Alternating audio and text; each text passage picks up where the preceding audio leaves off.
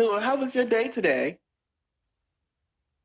It was good, busy, a little bit longer with that rain we had, but Oh, yeah, it was good.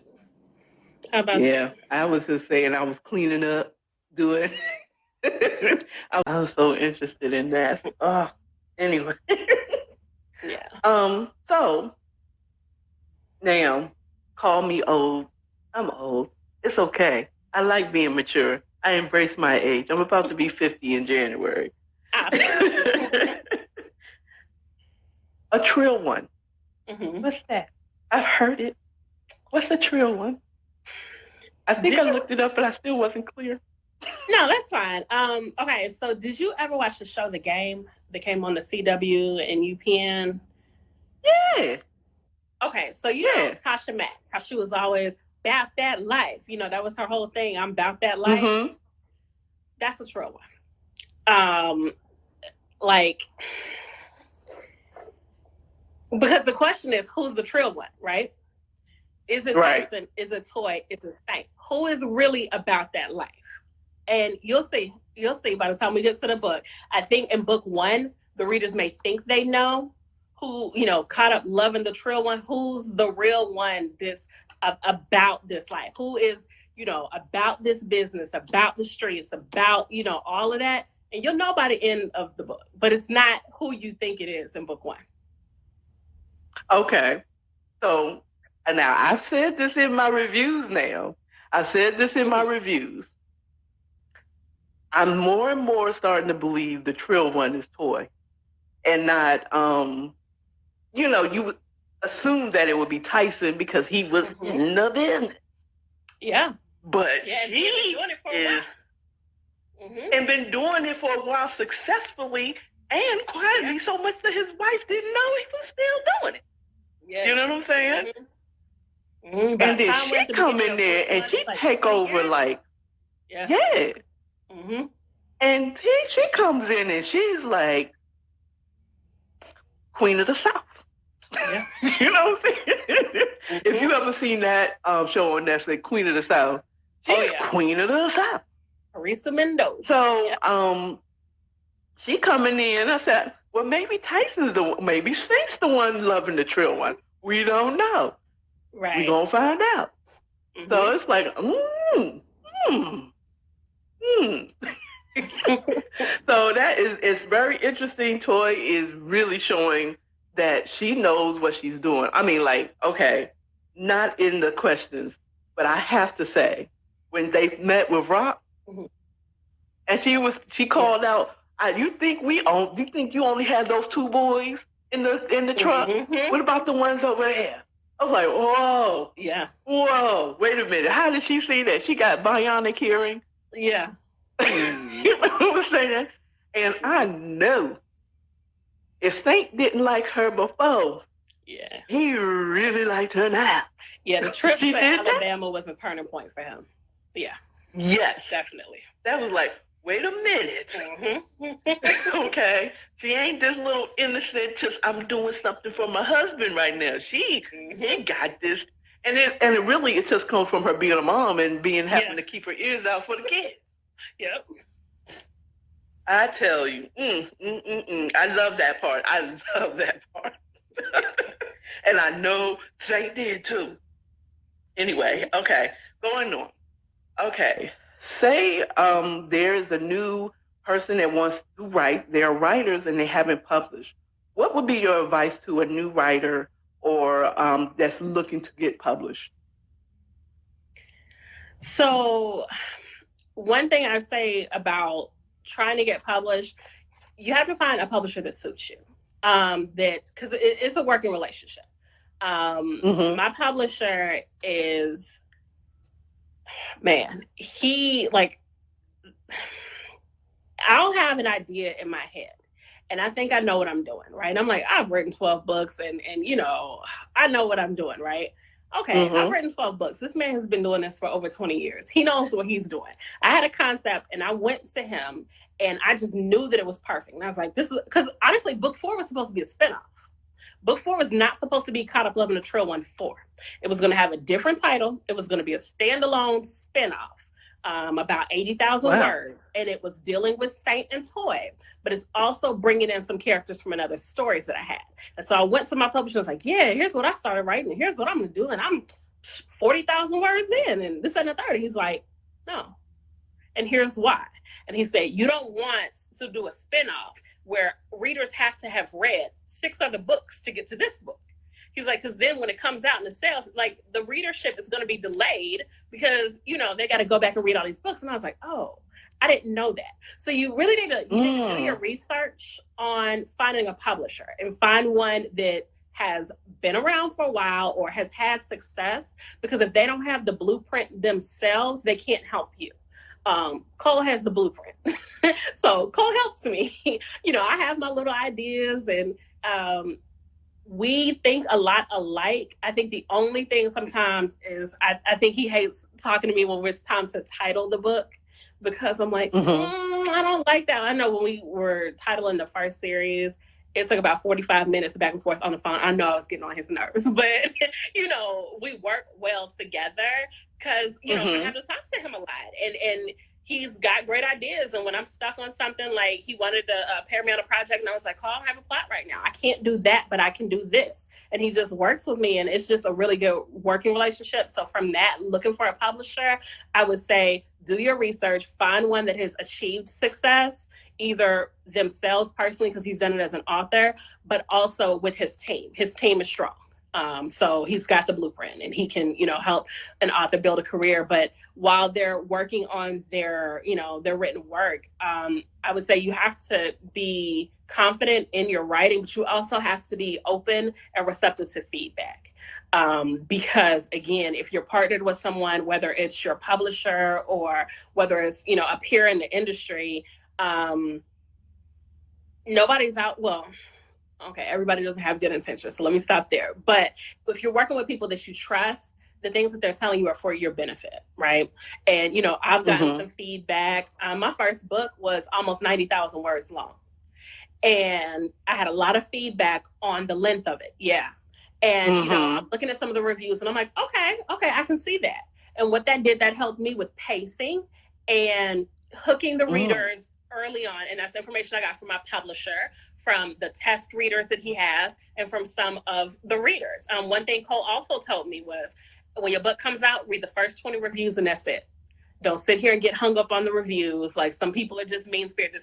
He said, after the first 20 reviews, you have a good idea of what's going on and what you need to improve on. I said, okay, for me, it was the length.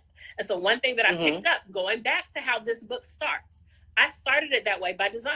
When you get to the end of that first chapter, you're like, what the heck is going on? Isn't that what happened? With the end of those words, when she was like, I'm going to effing kill this chick. You're like, oh my gosh, who does she want to kill and why? And you have to read almost the entire first book to get to that scene. I did it by design, because I'm like, I know now with pacing, like this book was a little over 50,000 words. So I accomplished more in this book than I did in the first book of my very first series, which was twice as long.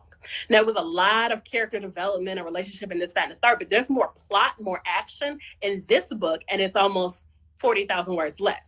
But it's about pacing. Like, one of the things they said, you got to hook your readers in the first chapter, no more than the first 2.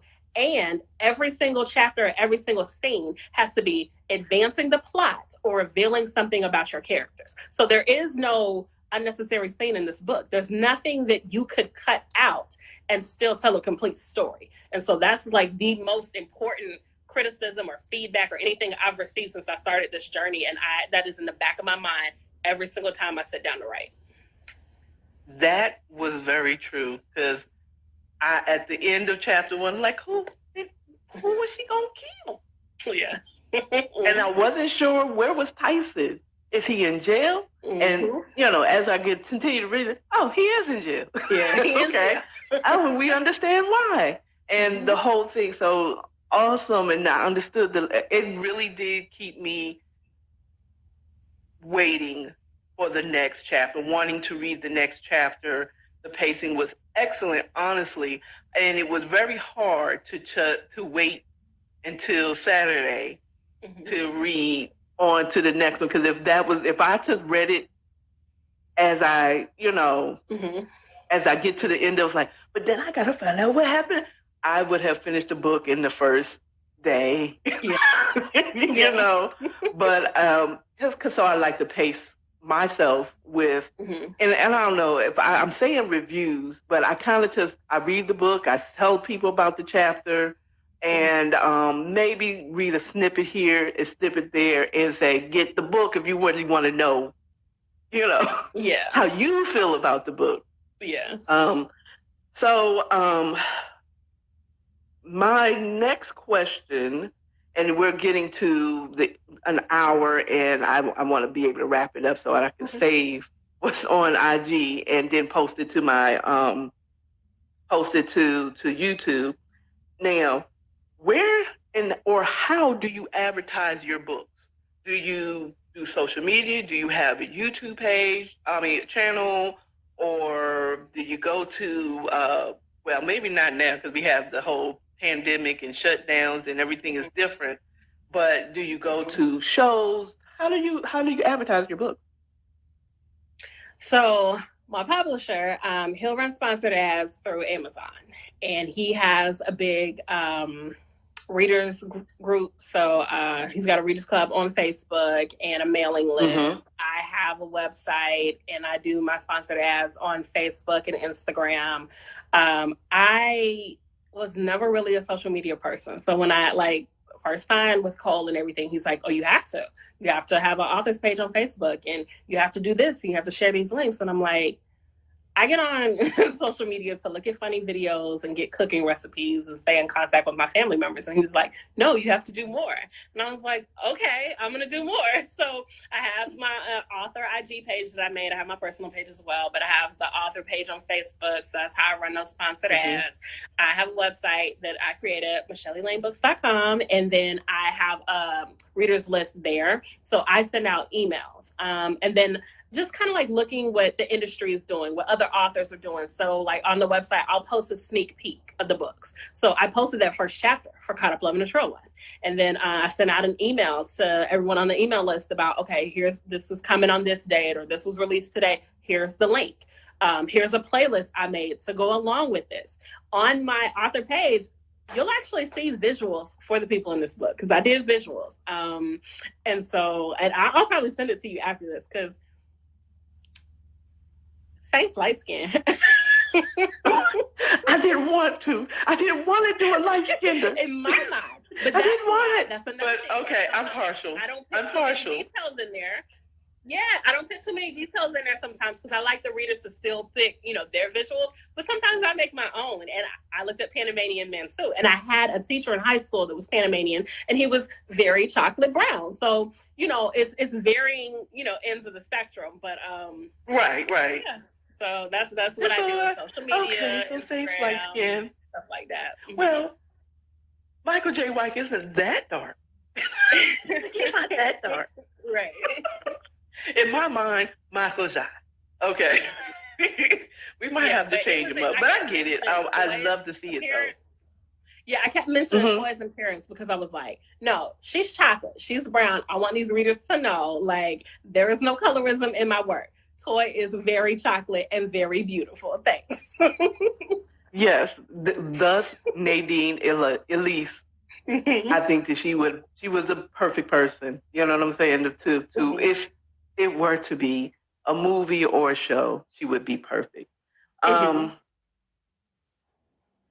you have anything coming up in the new year that you're doing? Or I do. Tell us about it. Yeah, so it is another series. It was supposed to be 2 books. Cole loves 3. So I am working on it right now. I've already started the first book. I'm about 20,000 words in, and I hit pause because I need to make sure that I have enough story to tell to make it 3 parts. I don't like dragging a book out just so I say, all right, everyone, I got a 3-part series, go read it. I want to make sure that there's enough story to be told and that it flows and, really keeps the readers engaged. So I'm trying to see if it's going to be 2 or 3 parts. Enough story to be told and that it flows and, really keeps the readers engaged. So I'm trying to see if it's going to be 2 or 3 parts. I'm not quite sure yet. I have told him I'm going to turn it in the middle of January, so it should be out before the end of January. But it is Another, again, very focusing on the relationships. Another strong female character who, again, with everybody has a backstory. It's an enemies to lovers type thing. The main guy, they do not get along in the beginning of the book. They do not get along for a while, but circumstances bring them together and try to tear them apart. And then for him, it's kind of like he was involved in the life and everything, but he turns over a new leaf when he moves to Atlanta. And there are things about her past, her name's Coco, that now that he cares about her, if he comes to her rescue, it's going to turn him back to who he was. So that's kind of the conflict. Does he want to go back to who he was to come to her aid? Or is he going to kind of leave her to fix her own mess so that he doesn't run the risk of turning back into the old him? And now look at me. I'm like, yeah. Really? Mm-hmm. Coco in the middle. Yeah. So that's what we got going. Look, I'm just going to be your exclusive reader. Are you going to interview? Are you going to do anybody else's book? Probably. Maybe. I don't think about it. So, but I really enjoyed the book. Now, on the back of Caught Up Loving the Trill One, in all your books, I'm assuming that it shows where they can find you on Facebook and all the social medias, your website, and any other things that you're going on, any announcements if you're doing book signings or anything. Have you done that?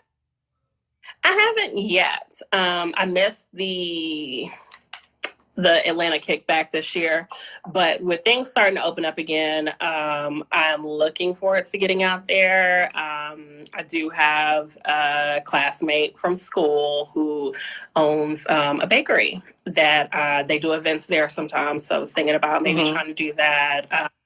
I do have a soror of mine who reads a lot of my books and was interested in, meeting up for a discussion or a signing. So I definitely want to do something.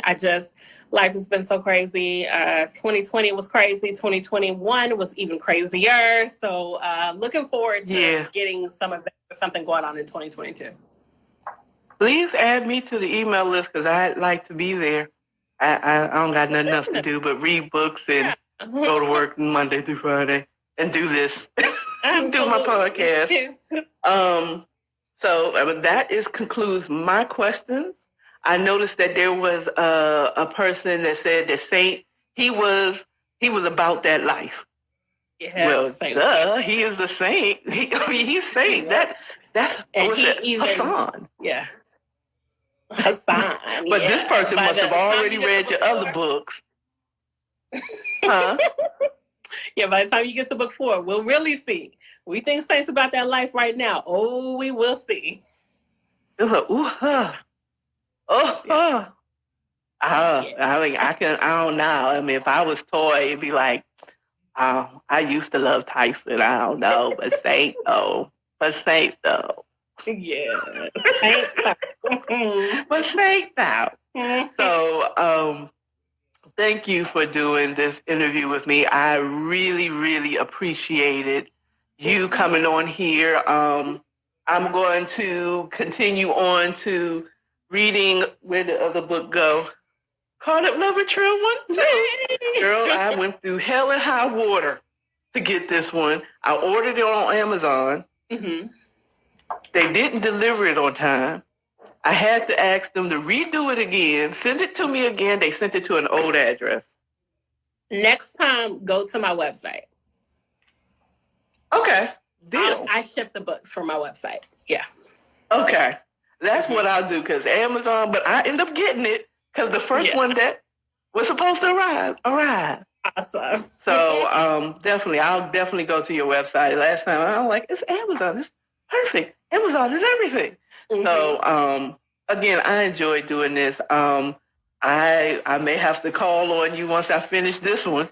I said, girl, but Toy. It won't be any questions. We're just going to be talking about, girl, why? Yeah, I already gave you a heads up. I am good at the cliffhanger. So. Oh, I love it, though, because it keeps me reading. And I started doing this because I wanted to get back to reading books and then sharing it because I'm opinionated and I'm like, girl, let me tell you. I try to be entertaining on here, especially with my cocktails. Mm-hmm. But thank you again so much for doing it. I am so thankful that I met you before I got your book, though. Really? Okay. At your mom's house. Okay. Yeah, that was me. I think I did. But we didn't go into conversations and I wasn't doing none of this. But it was a joy of me seeing you again and meeting you and interviewing. And thank you so much for the first book. Yeah. And thank you for all the information because I'm right. You saw me taking notes. I'm like, so cold-hearted. Okay. Yeah. One day I'm going to write a book too. All right. I don't know if it's going to be fiction or nonfiction, but I'm gonna write a book. That's on my what do you call it, the vision board. Write a book. Awesome. All right. You have a wonderful evening. Oh, thank you for agreeing to this interview. I will talk to you later. All right. Okay. And again, remember to tell me about what's going on because I'll show up like, girl. Yes, her. Get the book. You want the book? I got the book. Surely will. All right. You have a good one. You too. All right. Bye. Thank you all for showing up. And that concludes Caught Up Loving a Trill One. Thank you all the ones that tuned in to the live. And we will see you, girl, after talking to her, maybe tomorrow. So I'll talk to you all tomorrow, maybe tomorrow, but definitely on Monday for the morning chat, where I'll tell you how this interview went and maybe a little bit of news on what's going on. Maybe talk about the tornado. Maybe talk about Jussie Smollett guilty charge. Well, we'll talk to you later. Y'all have a good one, y'all.